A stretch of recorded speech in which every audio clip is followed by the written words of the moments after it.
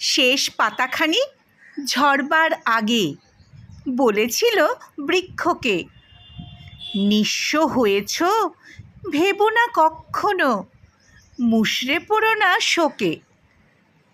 মাথা উঁচু করে থেকেছে বৃক্ষ যেন এক কঙ্কাল, প্রসারিত করে আকাশের দিকে পাতা ঝরা যত ডাল।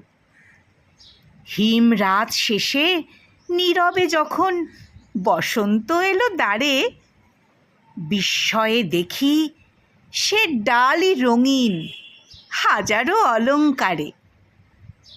নিচে বিবর্ণ ঝরা পাতাগুলো ওরাই দিয়েছে সব, প্রিয় অরণ্যে রেখে গেছে এই বসন্ত উৎসব।